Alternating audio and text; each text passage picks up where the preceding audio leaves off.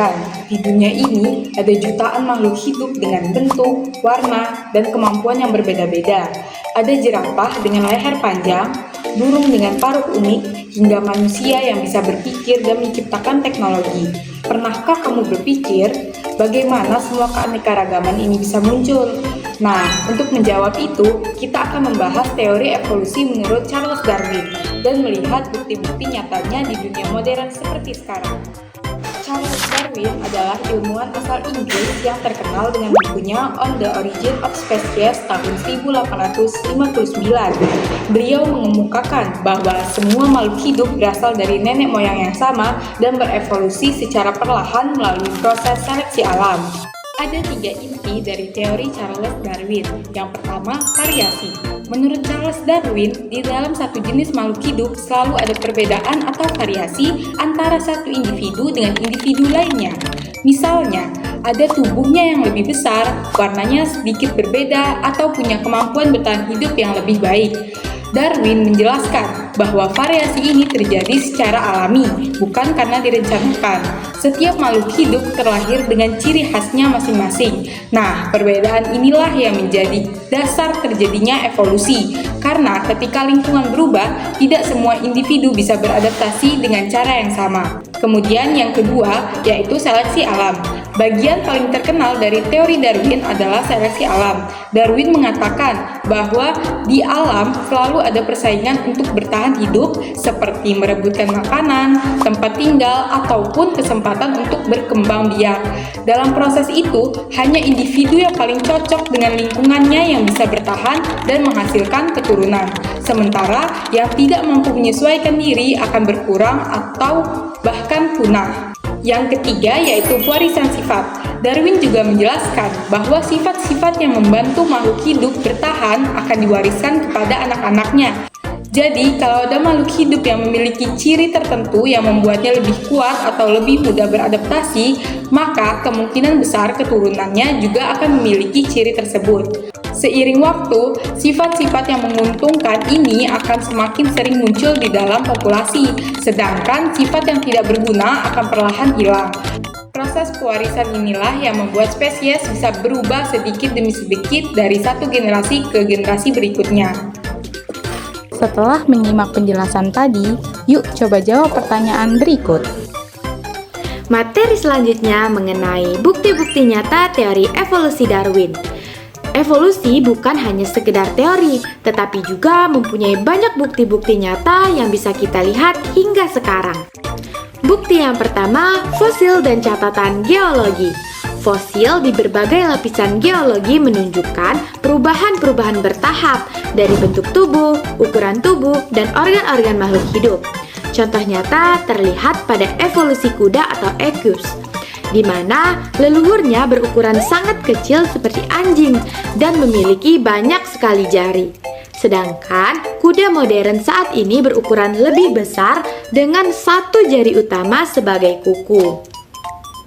Perubahan ini merupakan adaptasi terhadap lingkungan yang juga ikut berubah dari hutan menjadi padang rumput, sehingga tubuh menjadi lebih besar, kakinya menjadi lebih panjang, dan gigi-giginya menjadi lebih kuat. Keunggulan inilah yang membuat kuda tersebut bertahan hidup. Bukti yang kedua yaitu evolusi pada hewan dan tumbuhan. Salah satu bukti yang paling terkenal adalah studi burung finch di Kepulauan Galapagos. Variasi bentuk paruh mereka muncul sebagai adaptasi terhadap jenis-jenis makanan di lingkungannya masing-masing. Paruh yang panjang untuk menghisap nektar, sedangkan paruh yang tebal dan kuat untuk memecah biji-biji yang keras. Penelitian lapangan menunjukkan bahwa ketika terjadi kekeringan ataupun perubahan lingkungan, finch dengan paruh yang paling sesuai memiliki peluang hidup dan juga berkembang biak lebih besar. Hal ini menunjukkan bahwa evolusi masih terus terjadi hingga saat ini.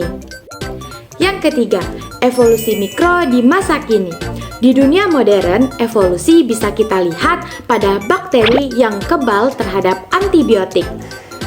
Ketika antibiotik digunakan terus-menerus, bakteri yang kebal akan bertahan dan berkembang biak menjadi lebih banyak.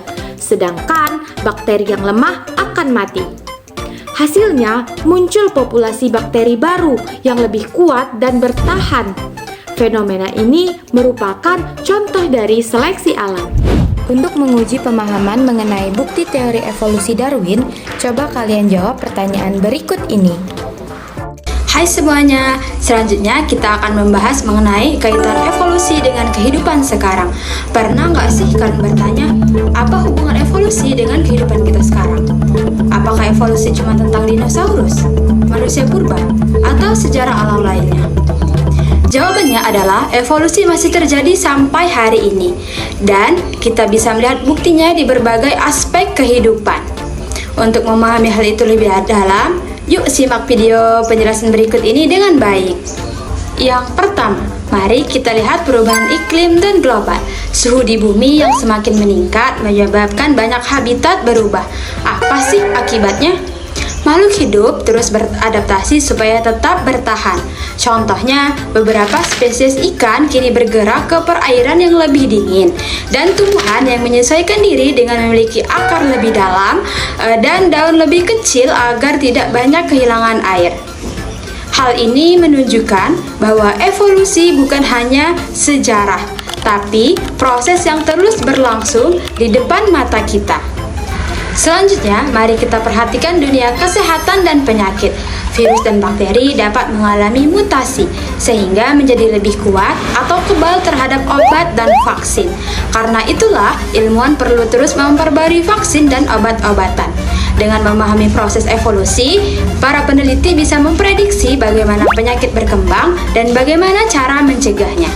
Jadi, evolusi benar-benar membantu kita dalam menyelamatkan nyawa manusia.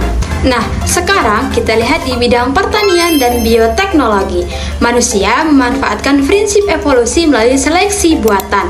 Contohnya, padi yang tahan hama, ayam pedaging yang tumbuh lebih cepat, dan sapi yang menghasilkan susu lebih banyak. Bahkan, teknologi rekayasa genetika kini mempercepat proses tersebut. Evolusi juga penting dalam konservasi alam. Setiap spesies membutuhkan waktu panjang untuk beradaptasi. Ketika lingkungan berubah terlalu cepat, banyak spesies tidak sempat berevolusi dan akhirnya terancam punah. Karena itu, menjaga habitat alami sangat penting agar makhluk hidup tetap bisa bertahan. Melalui evolusi, kita juga memahami hubungan kekerabatan antar makhluk hidup. Studi DNA menunjukkan bahwa banyak spesies yang berbeda ternyata memiliki nenek moyang yang sama. Pengetahuan ini membantu dalam penelitian medis, termasuk pengembangan obat dan vaksin. Dan yang terakhir, yang paling menarik, evolusi menginspirasi teknologi modern. Contohnya, sayap burung menginspirasi bentuk pesawat, dan tubuh ikan paus menjadi model desain kapal yang lebih efisien. Hal ini disebut biomimetik, yaitu teknologi yang meniru bentuk dan strategi makhluk hidup. Jadi teman-teman, setelah melihat semua contoh ini, evolusi bukan hanya teori tentang masa lalu, tetapi konsep ilmiah yang membentuk cara kita hidup hari ini dan masa depan. Semakin kita memahami evolusi, semakin mudah kita memahami perubahan yang terjadi di bumi, mulai dari kesehatan, lingkungan, teknologi, hingga cara makhluk hidup beradaptasi. Nah, setelah mendengarkan penjelasan tadi, sekarang saatnya kamu mencoba memahami lebih dalam. Yuk, lanjut ke soal berikutnya dan uji seberapa jauh pemahamanmu.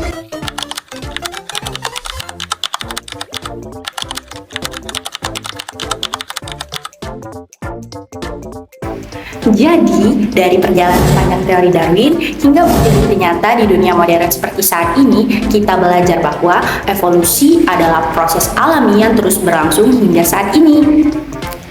Makhluk hidup tidak muncul secara tiba-tiba, tetapi berubah perlahan dari generasi ke generasi agar bisa menyesuaikan diri dengan lingkungan yang dinamis.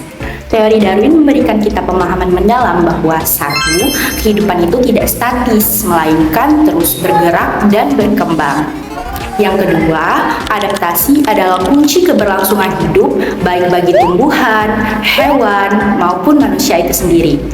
Dan yang ketiga, keragaman di bumi ini adalah hasil dari jutaan tahun perubahan yang saling terhubung. Melalui evolusi, kita bisa menelusuri asal-usul kehidupan, memahami kaitan antar spesies, dan menyadari betapa pentingnya menjaga keseimbangan alam. Karena setiap perubahan lingkungan, sekecil apapun, bisa memicu proses evolusi baru di masa depan. Sekarang mari kita refleksikan bersama. Dalam dunia yang serba cepat ini, manusia juga menghadapi tantangan evolusi, tetapi bukan lagi dalam bentuk fisik, tetapi dalam cara berpikir, berteknologi, dan beradaptasi dengan perubahan zaman. Nah, sebelum kita mengakhiri materi evolusi ini, ada baiknya teman-teman semua menjawab pertanyaan berikut ini.